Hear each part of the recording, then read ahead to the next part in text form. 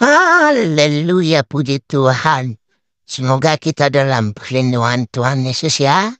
Kali ini kita akan menjamu tamu-tamunya dengan muridnya yang telah menerima Yesus Kristus sebagai Juru Selamat, yaitu Om Wali, dan bersama rekan-rekan baik Metatron, baik yang lain juga yang hadir.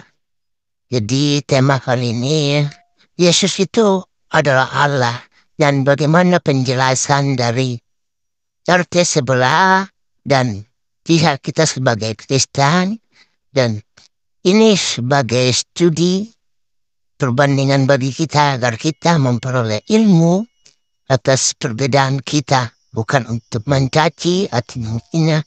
Kita cukup mengambil poinnya, kita menghargai apa yang menjadi keputusan pada sebelah, dan demikian juga kita memperkuat iman kita. Yeah. Let me do that.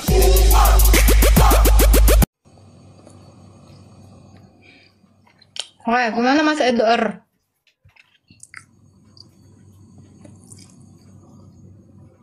Oke, Silakan. bisa minta tolong nggak? Belikan aku yang itu deh, yang gede deh. Silakan Mas Edo, malah kemute. Lama nggak? Ya, halo Mbak Agatha, selamat malam. Bentar ya, sama Mas Edo dulu, bentar ya Bang. Siap, Silakan. Pak. Enggak, lanjut Silakan dulu. Bang Edo. Lanjut aja dulu, nggak apa-apa. Aku masih nyari nih. Oke. Silakan Bang Syarif. Atau mau bantu Edo? Silakan. Kalau yang Nabi Khidir itu ada kisahnya dalam surat Al-Kahfi ayat 60. Bukan. Yang mau disembelih ini dulu Bang.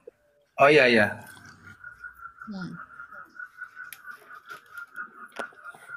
Yang disembelih dalam pemahaman Islam ya, Nggak kamu minum. oleh Nabi Ibrahim. Dong Asafat tadi itu kan dia bilang kan yang disembelih itu siapa? Ismail, bukan Ishak. Nggak ada dalilnya. Itu tambahan dalam kurung. Itu kan surat As-Saffat. Dalam kurung. Nggak ada, tapi Ya dalam kurung kan? di dalam kurung itu tafsiran Bang. Apakah Allah menyebutkan langsung? Loh, kenapa Allah tidak menyatakan langsung? Ismail. Padahal orang Israel dan orang Kristen tahu dengan pasti yang disembelikan itu adalah anak sulungnya. Terus saya Anak tunggalnya. Iya, saya mau bilang katanya kan tadi di Islam nggak ada meyakini Nabi Daniel ya. Waktu Edo kan bilang tadi. Jadi dalam Islam, Mbak Agatha, dalam Islam ya menyebutkan meyakini lah gitu, ada keterangan jumlah Nabi itu 124.000. Ya, itu hanya terdapat dalam kisah soal Nabi ya, Daniel. Tapi dalam Al-Quran yang dipertanyakan Al-Quran. Pakai Al-Quran Bang. Kita nggak pakai tafsiran manusia. Allah langsung dong. Salam Bang Iya. Kak. 124.000 dari 124.000 Shalom. diangkatlah cuma Rasul itu ya 313 gitu. Dari 313 itu mendapat kemuliaan itu 25, yaitu yang wajib diketahui oleh semua umat muslim gitu, Mbak. Jadi diyakini Nabi Daniel pun Nabiullah gitu. Enggak, itu perkataan Allah. Itu Allah yang bilang. Ya itu kan menurutkan tafsirnya, Pak. Tafsir jumlah. Tafsir. Maaf ya Mbak ya gitu. Jelas lah. Wahyunya Allah lah. Masa Allah mengutus Nabi tapi dia tidak tahu? Malah manusia yang lebih tahu. Gimana itu? Kalau memanglah Daniel itu masuk di dalam yang kau bilang tadi itu, di antara 1000 sekian itu, kira-kira wahyu apalah yang dikasih ke Nabi Daniel itu sama Allah? Jadi dia itu kan meneruskan risalah gitu. Meneruskan risalah apa? Risalah apa yang diteruskan? Risalah Nabi Musa alaihi salam gitu kan. Taurat. Daniel dengan Musa masih zaman. Tar dulu saya. Jelas gini. Astaga. Pakai data lah, jangan kayak gini. Ini namanya tafsir liar.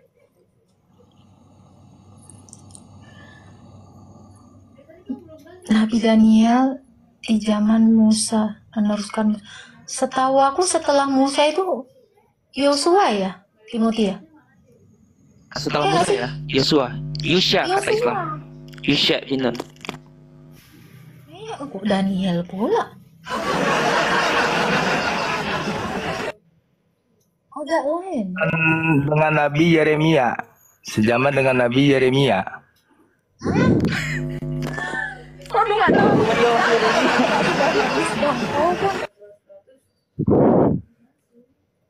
Gak Leon emang. Emang jangan tebak-tebak si buah manggis. Salah tebak nanti menangis. Nggak asik. Romo Daniel katanya. Yeremia Yehezkiel.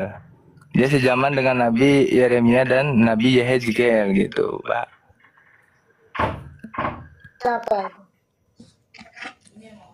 Siapa yang sejaman dengan Yehezkiel? Hah? Nabi Daniel. Daniel sejaman dengan Yehezkiel. Daniel itu di bawahnya loh, ratusan tahun. Gimana ceritanya? Ya? Yehezkiel, baru ke Daniel. Yeremia dulu sebelumnya. Terus Salomo. Kok entah cemana-mana kau? Kan betul.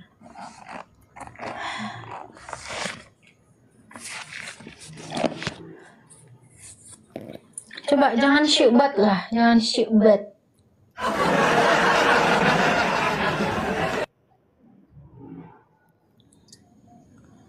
Aduh. Agak-agak lain ya. Shalom, Dek, Gabriel. Ini Butan atau siapa nih? Salfok. Hah? Siapa sih? Ya, Salfok. Oh, Michael. Si Mikil. Hai. Si Malikil. Mikil. Malikil of Armenia. Anjay. Itu Malikil. Malikil itu emang Michael ya? Enggak, beda. Malikil itu kan artinya raja. Bang, mungkin bukan Daniel, Bang. Denial mungkin. Bang, Siapa?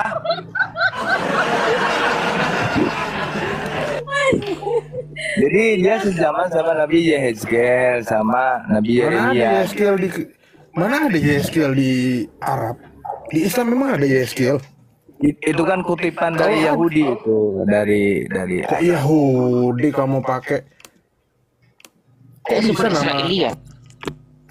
Enggak pernah ada sejarah Islam itu namanya Yehezkiel. Ya. Saya belajar Islam itu di kitab di Qososul Anbiya ada Yehezkiel, namanya siapa? Zulkifli. Gak ada Yehezkiel. Tapi kalau Daniel nih ada nggak di Islam? Karena LL itu Di merujuk Qososul kepada Anbiya juga nggak ada. L itu merujuk kepada Elohim loh. Kalau di Arab ada harusnya namanya Daniullah. Iya, namanya Daniullah sama Yehezkullah. Itu ada Daniel, namanya Daniel. Jadi numpang nama doang, gak ada kisahnya gitu. Soal Nabiya itu diceritakan Ibnu Abi Daunya, Ahmad bin Abdul Al-Ash-Shalbani, tapi tak disebut hadis riwayat siapa. Itu hanya disebut riwayat itu yang tidak dalam keyakinan Islam Syiah itu kan meyakini Nabi Daniel itu. Loh, kamu Syiah atau apa? Saya Sunni saya. Oh, Jadi Syiah itu Islam. saya Susi. Saya Susi, Pak. Sunni Syiah. Jadi itu Nabi Daniel diyakini ya sama para ulama Syiah itu Nabi Daniel itu ya. Ada riwayat keterangannya gitu. Ini termasuk Islam nggak, Pak? Apa bang? Termasuk Gimana? Islam nggak? Syiah Islam. Oh, Itu saya kan. dengar Syiah katanya bukan Islam. Nanti tuh. Lanjutkan dulu. Jadi ini yang mana nih? Nabi yang benar nih. Ya, Daniel, tutup Daniel itu. Tar dulu, Bang, tar dulu. Hah? Nah, kau cari dulu lah. Jangan Daniel. mengatakan Namanya kalau di Islam Daniel. Nabi Daniel. Mana di Quran dikatakan ada Nabi Daniel? Ya, Ismail ada L-nya. Itu merujuk kepada Elohim. L selalu ada L-nya. Kalau enggak Yah. Nah itu, kalau di Arab ya jadinya loh. Makanya ada Daniel, Yeskiel, Ismail. Nah itu. Siapa lagi, Bang?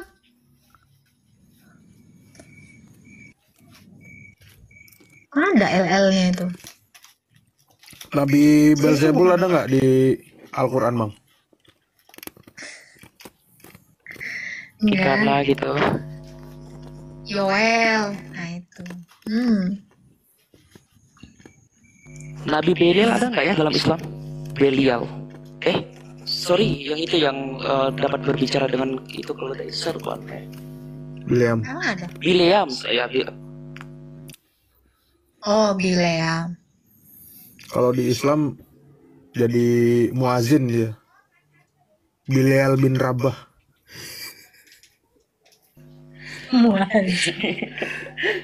Itu Bilal ya, sorry. Tidak disebutkan dalam Al-Quran, Mbak Agatha. Jadi Nabi Daniel itu tidak disebutkan dalam Al-Quran, tapi masih keturunan Daud alaihissalam. Balik lagi ya. Daud pula itu ya. Ini balik Jadi lagi. Jadi masih siapa yang dikurbankan? Jadi siapa yang dikurbankan ini? yang dikurbankan itu Ismail alaihissalam, Mbak. Dalilnya. Tadi kan surat As-Saffat ya, surat As-Saffat Ada, ayat. itu juga ada. Tadi dulu, Mbak, saya cari. Ayat 3 berapa tadi ya? 31 ya? Ayat sebelum tanda 102. Nabi Su'aib. Su'aib.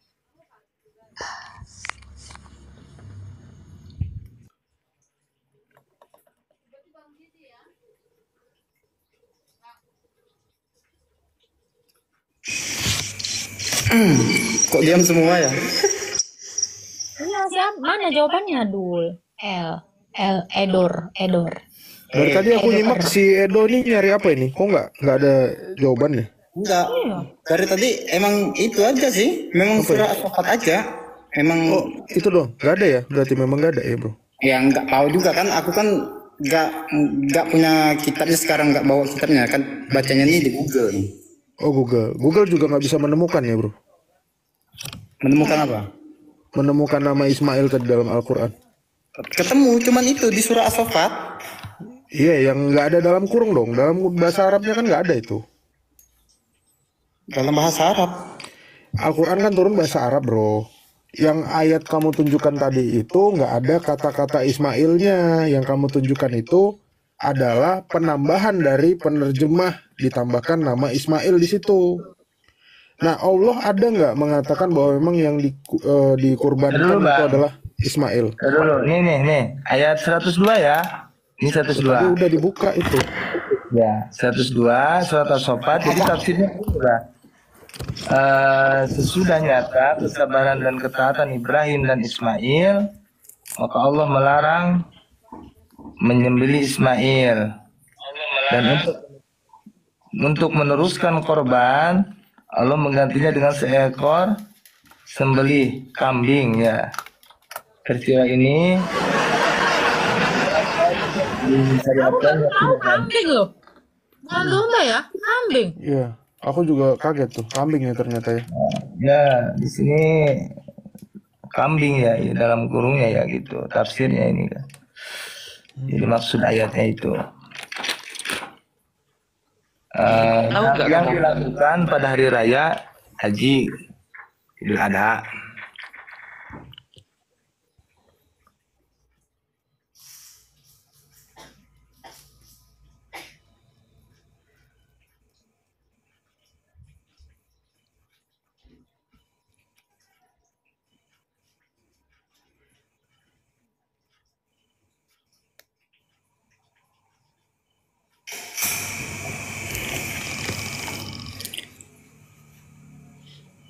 Loh, bahas Nabi Ismail semuanya mute.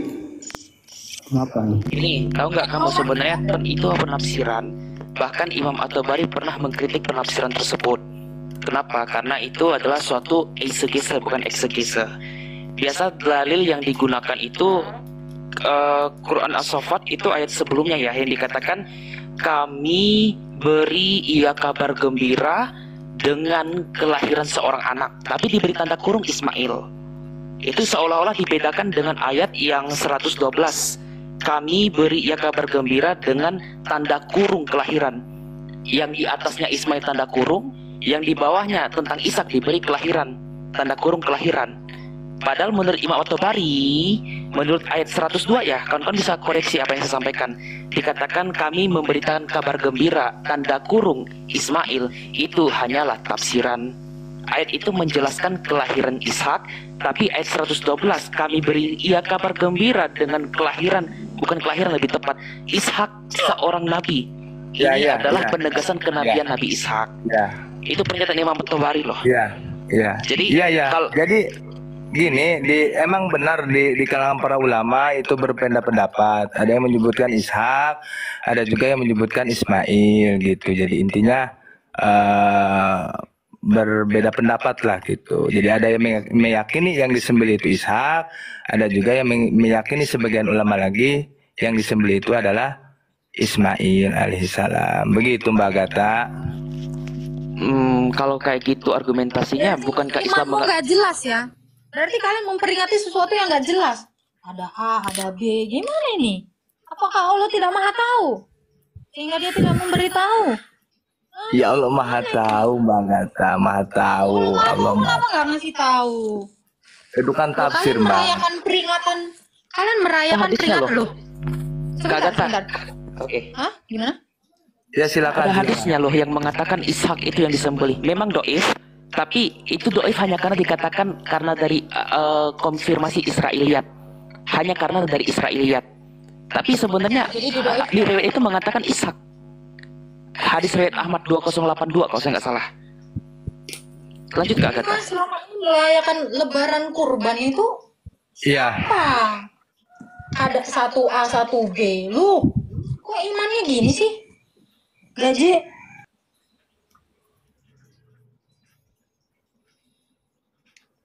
Oh ini dijadikan perayaan loh. Tapi kan nggak tahu siapa yang dirayakan gitu. Kan ngeri ini. Silakan yang lain. Kalau ya kurasa sih ini ya cukup clear kalau di Islam, apalagi tadi dia bilang Sunni ya, bukan Syiah. Kalau Anda Sunni dan Anda percaya dengan sahabat Muhammad, Umar bin Khattab itu mengatakan yang dikurbankan itu awalnya adalah Ishak, bukan Ismail. Ya. Kecuali kalau Anda Syiah, Anda mengatakan Ismail itu benar. Tetapi ini sekarang Sunni-Sunninya pada percaya itu Ismail. Iya. Itu kan dalam penyampaian dan argumentasi para ulama dan ustadz itu kan kebanyakan menyampaikan bahwa yang dikurbankan itu Ismail, Mbak, yang disampaikan ke masyarakat, ke semua kalangan umat Islam. Jutaan ulama, seandainya ada jutaan ulama di dunia ini atau ada miliaran, sama Umar bin Khattab mana lebih sahih perkataannya? Umar bin Khattab itu sahabat terdekat, sekaligus mertua, sekaligus dia khalifah kedua. Iya. Gak mungkin salah. Ya betul Prof. Betul. Kalau seandainya ada perbedaan penafsiran, bagaimana argumentasi Al-Quran yang mengatakan kami menyusun Al-Quran itu dengan rapi? Zukhruf ayat 3 ya kalau saya nggak salah, atau surah Hud ayat 1. Kalau saya nggak salah ya Quran surah Zukhruf ayat 3. Kami menyusun Al-Quran itu dengan rapi, dengan tertata rapi.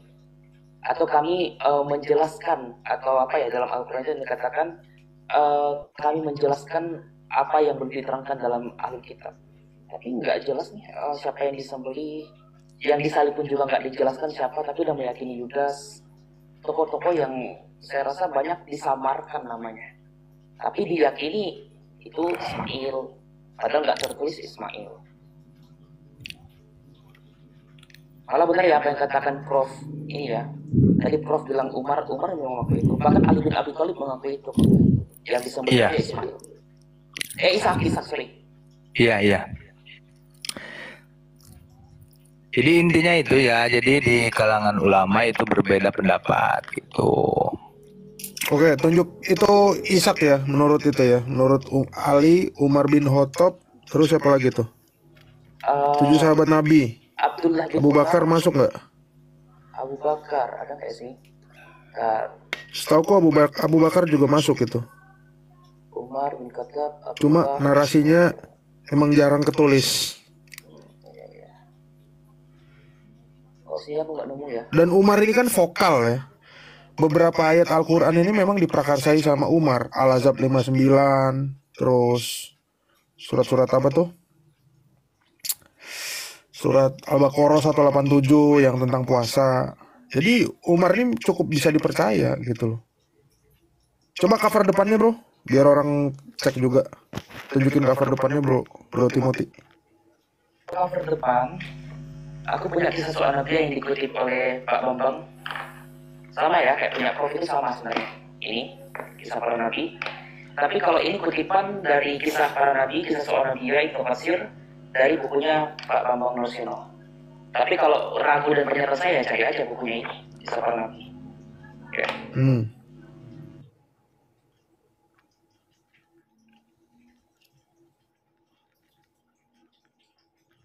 Kan kalau seandainya mereka meyakini ini adalah Ismail, agak argumentasi lucu ya. Itu pernyataan dari Ibnu Taimiyah. Bukan Ibnu Taimiyah, Syekh Albani, silsilah Daif dan Maudu. Alasan bahwa Ismail lah yang dikorbankan karena dia adalah anak sulung. Di dalam hukum Taurat, anak sulung yang diperkenankan oleh Allah untuk yang dikorbankan. Lalu dikaitkan kata kesulungan ini sama seperti kesulungan dalam pengertian hukum Bani Israel pada zaman dahulu. Mereka nggak tahu sebenarnya dalam hukum inskripsi manuskrip yang terdapat di Mesopotamia itu, naskah Nusi, ada riwayat di mana dua orang ini memperebutkan hak kesulungan. Bahkan istri termuda istri tertua yang tidak bisa melahirkan, kalau bisa melahirkan lagi, hak kesulungan itu 2 kali lipat diberikan kepada istri sah, bukan istri dari sang budak. Jadi sebenarnya secara historis pun Alkitab lebih unggul daripada riwayat-riwayat tafsir yang mengatakan itu Ismail. Kalau itu Ismail ya bertentangan dengan sejarah ini. Islam pun mengakui bahwa Ishak itu lahir dari seorang wanita yang mandul. Padahal ini adalah istri sah. Sedangkan si Hajar ini itu istri dari putri Fir'aun ya, dalam menurut tafsir Islam ya, itu putri Fir'aun yang jadi budaknya ini Ibrahim dengan Sarai. Itu ya. Lanjut Prof atau Kak Agatha atau Om Wil atau yang lainnya lah, silakan.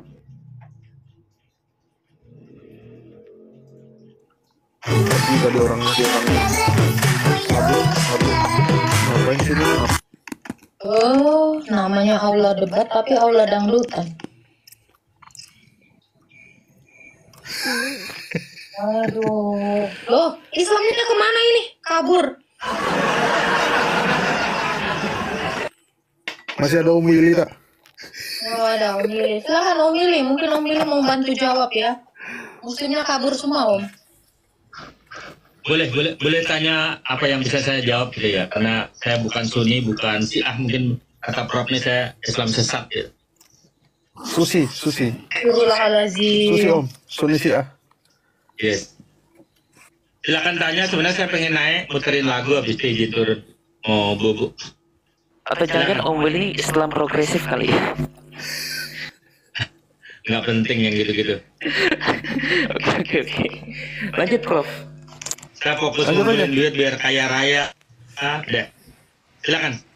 Satu pertanyaan boleh belum? Kalau berkenan diizinkan bisa muterin lagu. Cek, boleh nanya? Yang gampang aja kalau nanyain ke saya ya. Yang gampang ya. Yang nanti bisa berani kayak Agatha saya. Siapa nama istri Adam Om? Siapa nama istri Adam? Om tahu nggak Om Willy? Kalau yang gitu-gitu sejarah kakak lebih tahu lah, Agatha sama Prof.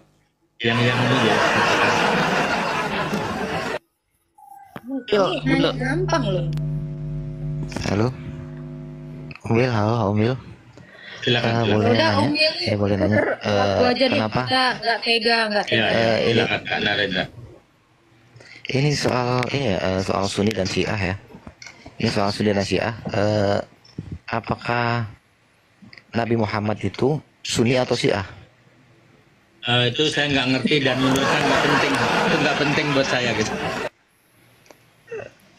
Iya, karena emang Sunni Syiah ini kan ada belakangan ini ya. Menurut saya Sunni Syiah itu sangat memecah belah Islam dari dalam, karena itu ya sangat merusak sekali menurut saya. Menurut saya Islam ya Islam, nggak ada Sunni dan nggak ada Syiah. Itu kan memang kehendak Allah. Bukannya itu kehendak Allah bahwa kalian itu akan dibikin jadi berapa puluh golongan. Loh, jangan gitu dong. Berarti kalian ini sedang menyalahkan Allah dong. Bukan menyalahkan Allah sih, lebih ke ya lebih aware aja untuk ke umat Islam sendiri gitu, supaya tidak mau terpecah belah seperti itu. Kalian jadi banyak golongan. Lagi ngobrol. Atau 73 golongan katanya Kak Agatha. Tuh. Jadi jangan bilang pemecah dong. Allah mau kok yang menginginkannya. Itu lebih ke nubuat sih. Nubuat? Emang Allah tahu apa itu nubuat? Ya seperti misalkan nubuat Yesus seperti itu akan disalib seperti ini seperti itu kan. Itu kan nubuat. Emang Allah seperti tahu itu. nubuatnya? Emang ada nubuatan di dalam Quran tentang Yesus disalib? Iya kan, di Kristen seperti itu kan. Saya nanya di iman Anda bilang Allah bernubuat gitu loh. Emangnya Allah tahu arti nubuat? Iya, kalau di istilah Kristen itu seperti nubuat. Saya persamakan seperti itu. Berarti Allah nggak kenal Yahudi ya? Yang menciptakan Yahudi, agama Yahudi dari zamannya Nabi Musa ya Allah Subhanahu wa Ta'ala. Dari mulai Kalau emang Allah yang menciptakan Yahudi, berarti Allah tahu dong nubuat. Orang Yahudi itu tahu semua nubuat. Kenapa Allah tidak tahu nubuat? Itu bukan Allah. Allah tahu nubuat lah. Yang namanya Tuhan ya pasti tahu. Coba, apakah Allah pernah menubuatkan bahwa Isa itu akan disalib? Mana nubuatannya? Nubuat Sebutin satu. nggak ada. Allah tidak pernah mencipta, tidak ada seperti dia hanya menurunkan kitab melalui Rasul seperti itu. Ngaco. Orang Yahudi itu ngerti apa itu nubuatan. Iya, makanya dia membunuh. Kata Nabi sendiri itu dari situ, karena ada nubuat makanya ada Nabi.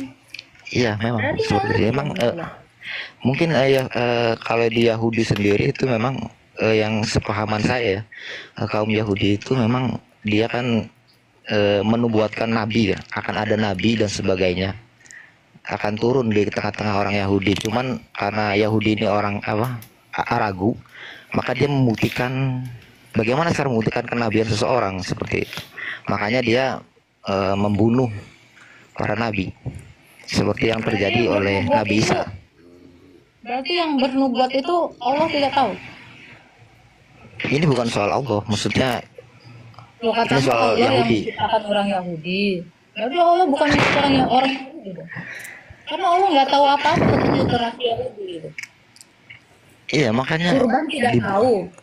Makna kurban tidak tahu. Kurban pun seperti apa dilakukan Allah tidak tahu. Mesias Allah juga nggak tahu. Allah banyak nggak tahunya, bro. Maksudnya nggak tahunya. Kenapa bisa berpikir dia Allah tidak tahu? Tata cara kurban dari zamannya Abraham sampai sekarang itu masih sama, bro. Kenapa di Islam nggak tahu tata cara kurban? Katanya Allah yang mengutus Ibrahim, mengutus Musa, tapi Allah nggak tahu apa-apa. Gimana kurban itu seharusnya dilakukan? Allah juga nggak tahu.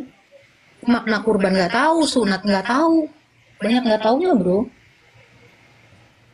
Maksudnya nggak taunya gimana? Bisa Kak Agatha bisa nggak tahu cara berkurban itu. Loh, kalau gitu di mana? Allah, ini kurban ini paling penting loh di dalam iman Islam.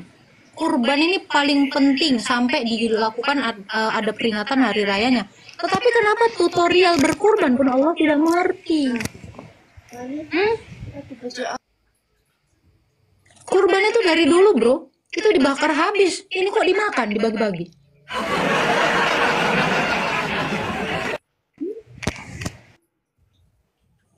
Yang dikatakan ini jangan disamakan. Itu saya nggak kenal Musa yang di dalam kitabmu, Ibrahim di dalam kitabmu, Yahudi di kitabmu itu berbeda sekali gitu loh. Literasinya nggak tahu apa-apa. Tadi ya Bang Meta ya, yang dikurbankan tuh kambing malahan. Oh ini kacau. Digantikan beda Ismail dengan kambing. Ya kalau itu sih lebih ke tafsir ya, karena memang tafsir itu berbeda-beda.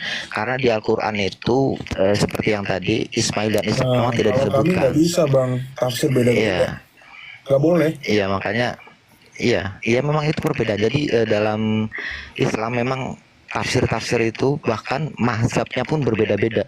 Menurut saya, ya itu perbedaan yang kalau bisa disebut anugerah mungkin anugerah, tapi sekarang Itu namanya itu rasionalisasi bang. Itu mekanisme pertahanan diri rasionalisasi. Anda menjawab sesuatu yang konyol, tapi dengan membenarkannya seolah-olah itu rasional. Itu nggak bisa begitu. Namanya ajaran itu tentu satu pakem. Nggak bisa jadi macam-macam terus Anda mengatakan oh macam-macamnya itu anugerah. Nggak bisa dong. Nggak bisa. Itu namanya masuk ya sih bang. Hal-hal yang paling fundamental gini dong, daripada nikmat mana lagi 31 ayat, daripada yang aneh-aneh lah gitu, bersumpah demi kuda yang lari terengah-engah. Mendingan ini isinya dalamnya bagusan seperti itu, bagaimana teknisnya berkurban, karena itu paling penting, paling fundamental ya. Kurban, sunat, kenapa tidak ada? Betul sekali Kak Agatha. Agatha izin 3 menit aja Kak Agatha. Silakan. 3 menit. Sehat selalu ya Om ya, murah rezeki. Amin. Ya kita lanjutkan lah yang tadi ya. Gimana nih Bang Narendra? Iya halo. Ya memang dalam tafsir itu memang khususnya tafsir Quran hadis memang beberapa ulama itu berbeda-beda ya. Jadi memang ada sedikit ya perbedaan lah. Tapi yang namanya perbedaan itu tidak harus jadi sebuah pertentangan di antara kaum muslimin sih seharusnya gitu. Makanya ya perbedaan itu harusnya menjadi sebuah anugerah gitu. Bukan jadi pertentangan seperti itu. Masa perbedaan akidah kok jadi anugerah? Agak lain ya. Bukan akidah, kalau akidah itu enggak. Maksud saya gini. Agatha, saya bisa masuk dari Muslim. Apa bang? Maksudnya bukan perbedaan akidah. Kalau akidah itu sudah beda Tuhan. Kalau cara syariah, secara pengerjaan ibadah atau cara berpendapat dalam sebuah keputusan atau keputusan yang istilahnya ijma gitu, membutuhkan para ahli, yaitu bisa berbeda-beda tergantung pendapat daripada ulama masing-masing. Ulama itu ahli ya, ulama itu dalam bahasa Arab itu ahli, entah itu ahli agama, entah itu ahli apa yang mau abang maksud ini, bahwa keprematuran iman Anda gitu? Maksudnya prematur? Loh iya loh, belum benar-benar ada pakemnya udah launching gitu loh. Bukan, enggak, kalau bukan masalah pakem jelas. Apa? Tafsiran enggak, ada gini. banyak. Pendapat gini, ada. maksud saya, makanya ijma ulama itu kan pendapat. Iya, pendapat. Nah, pendapatnya di sini. Gini loh bang. Iman kok berdasarkan pendapat orang gitu loh. Saya baru tahu. Bukan. Kerjaannya Tuhan kalian itu apa gitu? Masa Bukan kepada pendapat orang? Bukan itu maksud saya. Maksud saya ijma itu untuk urusan yang berkaitan dengan dunia, maksud saya, bukan syariah. Contoh syariah itu maksud saya ketuhanan, maksud saya ketuhanan gitu. Ya, satu Allah Subhanahu wa taala, nabinya ya Nabi Muhammad. tauhid itu jelas tidak bisa diganggu gugat. Untuk Sekarang gini, Bang, yang lain Allah sendiri, sebentar. Sekarang ini, Allah sendiri ngasih tahu nggak bagaimana Anda cara bersunat? gimana? Allah sendiri ngasih tahu nggak bagaimana Anda melakukan sunat? Sunat, Iya. melakukan sunat di Al-Qur'an maksudnya? Oh iya, nggak ada. Kata sunat Nggak ada. sendiri nggak ada. Nggak gini maksud saya, Al-Qur'an itu hanya eksplisit mau perintah gitu ya. Kalau untuk detailnya lagi itu di hadis. Makanya kalau untuk detail hadis, nah makanya di Al-Qur'an itu di apa namanya? Diperintahkan atau dimuliakan orang-orang yang berpikir, maksud saya seperti itu.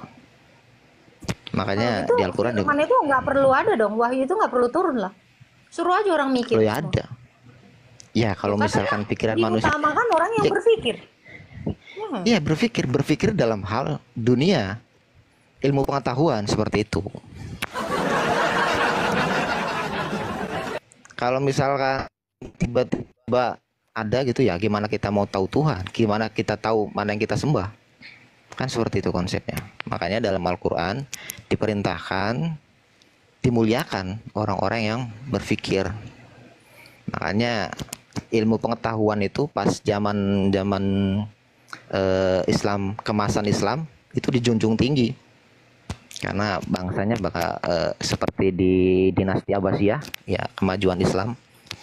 Nah, di situ ilmu pengetahuan dijunjung sangat tinggi, dan ya perbedaan itu menjadi sebuah anugerah, itu nggak terjadi perpecahan seperti yang ya saya sebagai umat Muslim sendiri melihatnya. Saya tanya, pengetahuan itu berasal dari mana? Gimana? Pengetahuan itu berasal dari mana? Pengetahuan itu ya dari Tuhan. Dari Tuhan. Tuhan itu memberikan kita sebuah pikiran. Pengetahuan itu ya dari pikiran dan anugerah yang Allah berikan itu. Makanya kita disebut dalam Al-Qur'an harus banyak-banyak berpikir, belajar, mentadaburi alam semesta ini gitu. Makanya dalam Al-Qur'an abad-abad pertengahan itu ilmu astronomi, ilmu geografi, ilmu kedokteran maju di dunia Arab pada saat itu, dunia Islam pada saat itu. Serius, Bang? Ya, ada sejarahnya. Sejarah Ya, apa? sejarah kemasan Islam di Baghdad kalau nggak salah, di Irak. Astronomi. Apa Arab? Iya. Itu Anda dapat cerita dari mana lagi, Bang? Ya, di Baghdad. Itu bukan di Arab. Itu dinasti Abbasiyah. Curiga ya, Bang Meta ya. Itu- Aku curiga Einstein ini Islam karena dia orang yang berpikir. Nah, ini menarik nih. Ini menarik. Itu apa ya? Dongeng yang digembar-gemborkan padahal isinya nggak ada. Kenapa ada di Baghdad itu ada ilmu pengetahuan berkembang di situ? Karena dulu di daerah Irak ada perpustakaan yang namanya Baitul Hikmah. Ya, Baitul Jadi Hikmah. semua tulisan-tulisan orang, baik itu sarjana Yahudi, Ya, Kristen, semua. Dari Yunani juga ada. filsafat, stoikisme, platonisme, semua disimpan di situ. Semua. Jadi semua orang ada. Islam hanya nyontek dari situ. Kenapa? Karena di eranya Harun ar-Rasyid, perpustakaan itu dipindahkan ke daerah Cordoba. Empuh. Ya, Pada saat ya memang. ya perpustakaan itu memang sudah ada di situ, dan kalian Ya, ambil betul. karena kekuasaan Islam kan perang kemana-mana. Kalian ambil, kalian simpan, kalian pindahkan ke Eropa waktu kalian melakukan apa namanya sebelum Reconquista itu, kalian melakukan penaklukan Eropa, Spanyol, Cordoba, Cordoba. Portugal. Ya kalian itu bukan pengetahuan baru, artinya kalian cuma menyadur. Sama seperti rampok yang masuk ke rumah orang terus menikmati fasilitasnya. Di dalamnya ada treadmill, ada wifi. Ya apakah dia bisa dibilang dia penemu treadmill, penemu wifi? No. Penemu segala macam fasilitas yang ada di rumahnya? Kan enggak. Itu namanya maling, Bang. Enggak, jadi untuk tidak, maksud saya seperti ini. Pada saat itu ulama-ulama Muslim, ahli-ahli Muslim atau yang lainnya itu dia mengambil, maksudnya menyalin, menerjemahkan gitu daripada buku-buku yang ada di kebudayaan-kebudayaan Pengetahuan lain. sudah ada sebelumnya, dia cuma ngambil. Ya iya, memang seperti itu. Itu yang diajar, Iya, berarti itu yang sebelum Islam udah diperintahkan. ada, makanya jangan Berpikir. Enggak, kita nggak ngeklaim itu sebagai pengetahuan kita gitu, maksudnya sebagai pengetahuan pada zaman itu. Ulama pada zaman itu, ahli-ahli pada zaman itu, dia mengumpulkan ilmu pengetahuan dari seluruh dunia. Makanya diperintahkan untuk berpikir dalam Al-Quran itu ya seperti itu. Berarti sebelum menemukan itu dia berpikir kan orang-orang Islam kan? Setuju? Ya jelas, memang pada saat itu sebelum Islam turun di dunia Arab, gini maksudnya seperti ini. Makanya disebut sebagai zaman jahiliyah. Pada saat Islam belum turun. Pada saat Islam belum turun. Ya, kita nggak bisa membanggakan diri zaman kita jahiliyah kalau itu kita zaman maling, kebodohan pada saat itu. Iya nggak? Halo? Cek. Iya, makanya disebut sebagai zaman jahiliyah atau zaman kebodohan pada saat Islam sebelum turun ke muka bumi, karena pada saat itu kan turunnya di Arab ya. Di sana sangat ya tahu, sebelum Islam turun itu sangat barbar istilahnya seperti itu. Makanya diturunkan di sana sebagai akhlak, sebagai akhlak karimah atau. Kita telah melihat dan menyaksikan bagaimana diskusi yang berjalan. Yesus adalah Allah. Dan bagi orang-orang yang membenci Yesus atau yang memfitnah Yesus, tidak ada dasarnya. Dan tadi kita lihat perdebatan bahwasanya di dalam Islam harus banyak berpikir, karena di dalam Al-Quran banyak pengetahuan yang secara sains. Tapi saya tidak tahu ini adalah cerita halusinasi. Tapi Anda bisa menilai sendiri. Karena Agatha bilang,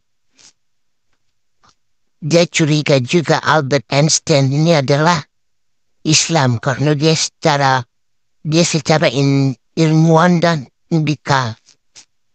Dan saudara kita dari miskin mengiyakan karena di dalam Islam itu banyak ilmuwan atau sejarawan yang pada abad kejayaannya daerah Islam adalah orang-orang yang berilmu. Namun pada prinsipnya netratron, langsung to the point, seperti yang dia katakan bahwasanya di Baghdad dulu adalah semua museum di mana pihak sebelah hanya mencontek dan tidak ada perubahan. Karena pengetahuan yang didapat orang lain dinikmati si pencuri. Tapi apapun keputusannya, apapun yang terjadi dalam debat tersebut, seperti apapun penjelasannya, tetapi saya berharap untuk mengharap Bill, yakinlah bahwa sesungguhnya semua harus nyata, harus ada di dalam dunia ini. Karena lalang dan gandum itu harus tumbuh bersama-sama. Coba kita harus memilih yang mana yang gandum, mana yang harus kita pilih dan mana yang harus kita buang. Namun pada sampai waktunya nanti, kita akan terpisah daripada mereka. Jadi yakinlah, teguhkanlah dirimu untuk mencari kebenaran yang sejati. Jangan lupa untuk menyaksikan bagian kedua daripada debat ini. Terima kasih, Tuhan Yesus memberkati.